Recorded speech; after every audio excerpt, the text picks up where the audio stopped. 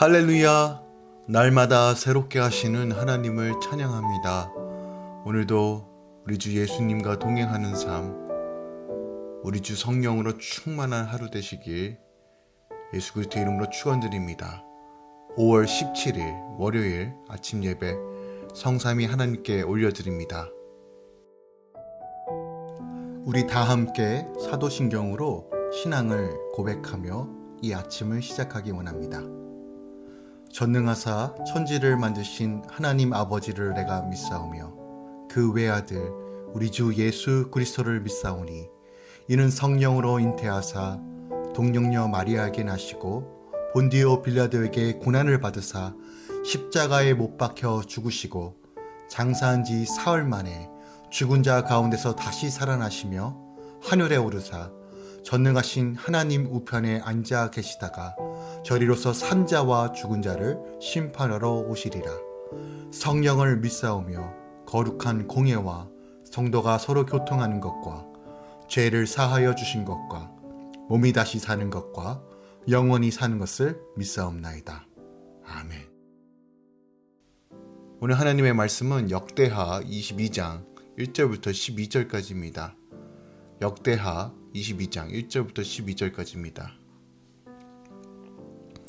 예루살렘 주민이 여호람의 막내 아들 아하시야에게 왕위를 계승하게 하였으니 이는 전에 아라비아 사람들과 함께 와서 진을 치던 부대가 그의 모든 형들을 죽였음이라. 그러므로 유다 왕 여로보암의 아들 아하시야가 왕이 되었더라. 아하시야가 왕이 될 때의 나이가 40세라. 예루살렘에 1년 동안 다스리니라. 그의 어머니의 이름은 아달랴요 오므리의 손녀더라. 아하시야도 아합의 집 길로 행하였으니 이는 그의 어머니가 꾀어 악을 행하게 하였음이라.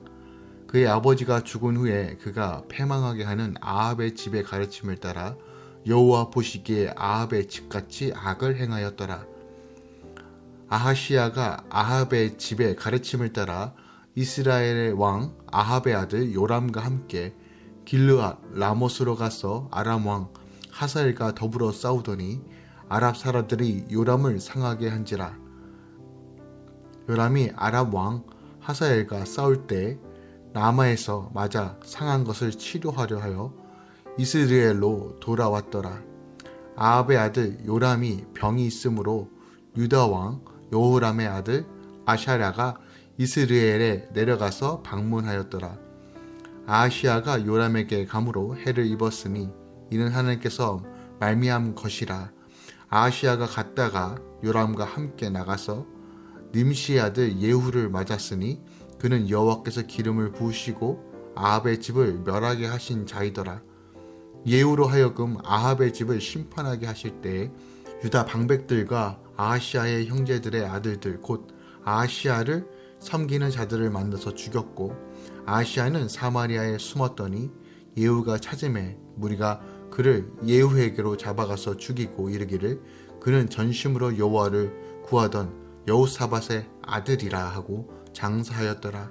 이에 아하시야의 집이 약하여 왕위를 힘으로 지키지 못하게 되니라. 아하시야의 어머니 아달랴가 자기의 아들이 죽은 것을 보고 일어나 유다 집의 왕국의 씨를 모두 진멸하였으나 왕의 딸 여호사브앗이 아하시야의 아들 요아스를 왕자들이 죽임을 당하는 중에서 몰래 빼내어 그와 그의 유모를 침실에 숨겨 아달랴를 피하게 하였으므로 아달랴가 그를 죽이지 못하였더라. 여호사브앗은 여호람 왕의 딸이요 아하시야의 누이요 제사장 여호야다의 아내이더라. 요아스가 그들과 함께 하나님의 전에 6년을 숨어있는 동안에 아달랴가 나라를 다스렸더라. 아멘. 하나님의 말씀입니다. 역대하 22장은 21장부터 시작되는 남유다 제6대 왕 아하시야의 통치와 아하시야의 모친 아달랴의 다윗 왕권 침탈에 대한 내용이 기록되어 있습니다. 그중 정반부인 오늘 본문에서는 아하시야의 악한 통치와 예후에 의해 피살에 대한 내용이 담겨져 있습니다. 조금 더 상세히 다루면요. 먼저 1절은 여후람의 아들들 중 블레셋과 아라비아 연합군의 침공 당시 유일하게 살아남은 아하시아가 여호람을 이어 남유다의 제6대 왕으로 즉위한 사실과 함께 2절부터 4절은 아하시아의 통치 개요와 모친 아달랴의 영향으로 악행을 저질렀다라고 언급되어 있습니다. 형제들이 전쟁 중에 몰살되자 다윗 가문의 유일한 혈통인 아하시아가 왕위에 오릅니다. 그러나 그는 어머니 아달랴의 꾀에 빠져 아합 집의 악한 가르침을 따릅니다. 이스라엘 왕 오므리의 손녀인 아달랴는 아합의 딸이자 유다 왕 여호사밧의 며느리입니다. 선조 여호사밧은 믿음의 선왕이었지만 이 땅에서의 거짓 화평과 번영을 추구하기에 아들 여호람을 아합의 딸과 결혼시킨 것입니다. 그래서 아이러니하게도 하나님이 복을 주신 다윗의 혈통인 아하시아가 우상 숭배자 아합의 자손이 된 것입니다. 여호사밧의 잘못된 결정이 후손으로 하여금 아합의 집을 쫓게 만들어 칼부림과 우상 숭배의 악행으로 다윗 가문의 존속에 위협을 받게 된 것입니다. 오늘 이 장면을 통해서 우리가 다시 한번 좀 기억해야 될 것은 하나님께서 금하신 것은 분명한 이유가 있다는 거예요. 특별하게 불신앙을 가진 자와 혼인을 하거나 자녀를 혼인시키는 것을 정말 아무렇지는 않게 생각하는 현대 그리스도인들의 생각에 대해서 다시 한번 우리가 진지하게 고민해 봐야 한다는 것이에요. 오늘 본문은 불신앙과 불신자와의 결혼이 그 결과가 어떠한 결과를 만들어냈는지를 분명하게 보여줍니다. 우리가 타협하고 열어놓는 순간 그 결과도 우리가 감수해야 된다는 사실을 알아야 돼요. 결국 말씀에 벗어나 하나님의 뜻 가운데 행하지 않는 일들의 결과가 어떠한지를 오늘 본문이 너무 잘 보여주고 있습니다. 하나님께서 금하신 것은 분명한 이유가 있어요. 5절부터 6절은 아하시아와 북이스라엘 요람 왕이 군사 동맹을 맺고 길르앗 라봇 전쟁에 출전하였다가 부상을 입은 요람이 치료하기 위해 이스르엘로 귀환한 사실이 언급되어 있고 6절부터 9절은 아하시아 왕이 요람 왕의 문명차 이스르엘로 방문하였다가 마침 요람에 대하여 반역을 일으킨 예후에 의해 피살된 사실과 그때 아하시아의 조카들과 신하들까지도 함께 죽임을 당했던 사실을 기록하고 있어요. 외삼촌 요람과 함께 아람군에 대항하던 아하시아가 전장에서 부상을 입은 요람에게 병문안을 갑니다. 그는 그곳에서 예후의 반역에 휘말려 죽게 되고 그의 형제와 아들들까지 살해당하는 것입니다. 다윗 왕의 후손이 아합의 집에 속해 살아가니 아합 집이 심판당할 때 화를 면치 못하는 것입니다. 우리도 십자가의 은혜로 하나님의 자녀된 정체성을 잃어버리고 세상을 따라 살면 결국 이와 같은 결과가 초래할 수 있다는 것이에요. 아하시아는 전심으로 여호와를 구한 여호사밧 덕에 예루살렘 왕들의 묘실에 다윗의 후손으로 장사가 됩니다. 어떻게 보면 이것은 선조들의 믿음을 기억하신 하나님의 은혜입니다. 이처럼 내가 후손에게 물려줄 수 있는 최고의 유산은 전심으로 여호와를 구하며 사는 믿음뿐입니다. 이것을 유업으로 우리 자녀들에게 다음 세대들에게 흘려보내야 돼요. 세상의 방식으로 사는 것이 아니라 하나님의 방식으로 살아가는 방식을 가르치고 물려줘야 한다는 거예요.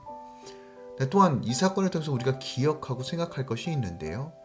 아하시아 및 그의 조카들과 신하들의 죽음은 1차적으로 아하시아의 악행에 대한 하나님의 심판이지만 근원적으로 다음 문단에 나오는 아달랴의 아하시아의 아들들 살해 사건과 함께 일찍이 엘리야 선지자를 통한 여호람 가문에 대한 하나님의 심판 예언의 성취라고 할 수 있다는 것이에요.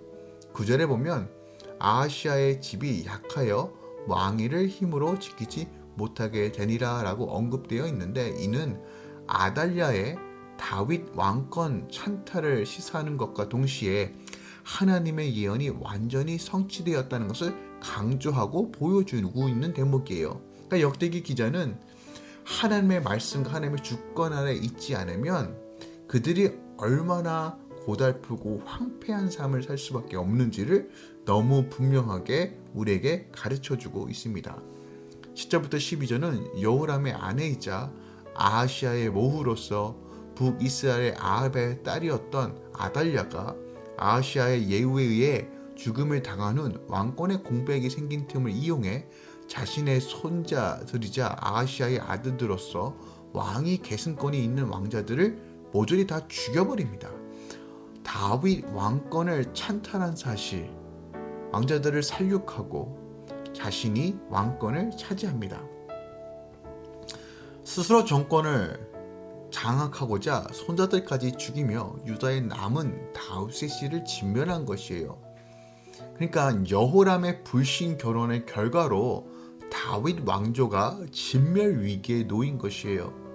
그때 아하시아 왕의 누이였던 요사브앗이 목숨을 걸고 요아스를 몰래 빼내 침실에 숨깁니다. 요아스는 부모 형제 다 잃고 이 땅에 홀로 남겨졌지만 우상 숭배가 팽배했던 그곳을 벗어나 성전에서 보호를 받으며 자라게 됩니다. 우리가 여기서 좀 주목해 보길 원해요.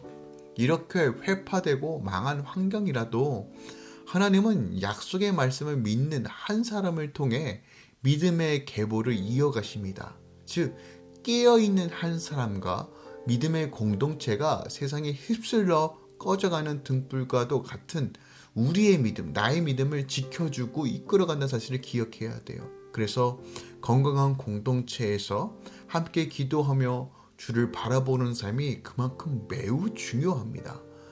오늘 본문을 통해서 우리가 더욱 묵상하고 적용해야 하나님의 말씀이 무엇이 있을까요? 3절부터 5절에 보면 아하시아 때 어떠한 방식으로 통치가 이루어졌는지가 기록되어 있는데 아달랴의 꾀임에 따라 북이스라엘 왕 아합의 집 길로 행하여졌다라고 4절과 5절에 걸쳐 두 번이나 반복해서 기록하고 있어요. 그러니까 지금 이런 사태, 다윗 왕조가 진멸 위기에 처했던 본질적인 이유는 바로 인간의 방법으로 행하고 하나님의 뜻을 구하지 않고 세상의 방법을 취하고 악한 자와 손을 잡은 결과가 지금 이렇게 나타나고 있다는 것이에요.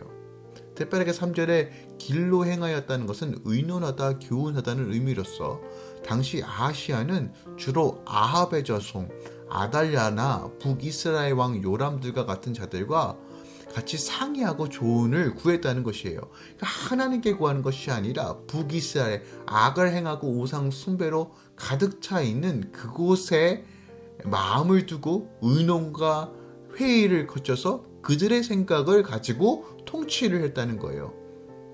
특히 아달랴와 요람이 아하시아의 모친이며 외선촌이었다는 사실을 생각하면 아마도 이 아달랴와 요람의 말은 아하시아에게 절대적이었을 거예요. 때문에 5절에 보면 길르앗 라못 전쟁도 이들의 사주로 이루어진 것이라고 우리가 생각할 수 있어요. 그러니까 이들은 아마도 부친인 아합과 아하시아의 조부인 여호사밧이 실패했던 일을 다시 한번 그들을 통해서 멋지게 성취해보고자 아하시아를 부추겼을 거예요. 그리고 왕상 22장에 보면요, 아마도 이 전쟁을 위해서 치밀하게 전략을 세우고 거짓 선지자들을 대동하면서 함께 바알을 섬기며 거대한 종교의식을 거행하며 전쟁터로 떠났을 것이에요. 하지만 성경은 너무 분명히 얘기하죠. 모든 전쟁은 하나님께 속한 것이고 승리 역시도 하나님께서 결정하시는 일입니다. 때문에 하나님을 버리고 게다가 성전을 회파하며 그곳의 성물을 바알에게 바치면서까지 우상 숭배하는 자들과 함께 벌이는 전쟁에서 승리를 기대한다. 이거는 절대로 불가능한 거예요. 결국 5절부터 9절에 보면 아하시아가 어떤 과정을 통해 죽었는지를 기록하고 있는데 즉위 1년도 채 되지 않고 죽음을 맞이합니다. 그가 이렇게 일찍 삶을 마감한 이유는 그가 북이스라엘 요람과 군사 동맹을 맺고 길르앗 라못 회복 전쟁에 가담했기 때문입니다. 오늘 본문이 너무 분명하게 우리에게 교훈하고 있습니다. 우리는 이 세상을 살고 있습니다. 우리가 산속에 혼자 고립돼서 사는 것도 아니고 세상과 단절돼서 사는 것도 아니죠. 물론 지금 코비드 바이러스로 인하여 반강제적으로 고립을 경험하고는 있지만 우리는 본질상 이 소사이어티 안에서 이 캐나다라는 또한 각각 도시, 서리와 코키틀란, 버나미 등 각각 도시에서 사람들과 더불어 살아가고 있습니다. 근데 그 삶 가운데 우리가 구별해야 할 것과 삶의 기준으로 삼아야 하는 것이 분명하지 않고 세상의 방식으로 살아간다면 결국 세상 사람들, 악을 행하는 자들과 함께 멸망의 길로 가는 삶을 사는 것이라는 사실을 우리에게 경고하고 가르쳐주고 있는 거예요. 즉 하나님의 뜻과 말씀을 기준으로 사는 삶이 아닌 눈앞의 쾌락과 영광과 이익을 쫓아 세상과 짝하게 되면 그들과 함께 망한다는 거예요. 당장은 좋아 보일 수 있어요. 당장은 성공하는 것처럼 느껴질 수 있고 그렇게 삶에서 풍요를 경험할 수도 있어요. 하지만 본질은 우리 영혼과 가정이 망하는 길이에요. 예수를 믿는 자들은 예수 그 자체의 가치와 능력과 예수님이 누구신지에 대해서 확실한 자존감과 그리고 그 위대하심이 다른 그 무엇과도 비교할 수 없다는 사실을 분명하게 깨달아야 돼요. 만왕의 왕과 함께 하는 것보다 더 귀하고 능력 있고 확실한 방법이 대체 어디에 있습니까? 당장의 유익을 위해서 세상과 짝하지 말고 당장의 유익을 위해서 예수님 버리지 말고 세상의 방식으로 무엇인가 해결하려고 하지 말고 먼저 기도의 자리로 나오십시오. 예배의 자리로 나오십시오. 하나님께 부르짖으십시오. 주님께 지혜와 계시를 달라고 간구하십시오. 이것이 지금 우리가 살아갈 유일한 방법입니다. 하나님이 도와주셔야 살 수 있습니다. 그러니 여전히 나도 모르는 사이에 내가 세상의 방식을 선호하고 또 세상의 것들을 더 취하려고 한다면 다시 한번 우리는 돌이켜야 합니다. 하나님 안에 거할 때 우리는 참된 안식을 누릴 수 있고 하나님 안에 있을 때 참된 형통을 누릴 수 있습니다. 주시는 것도 하나님이시고 가져가는 것도 하나님이십니다. 그분 안에 있을 때만이 우리가 평안을 누릴 수 있습니다.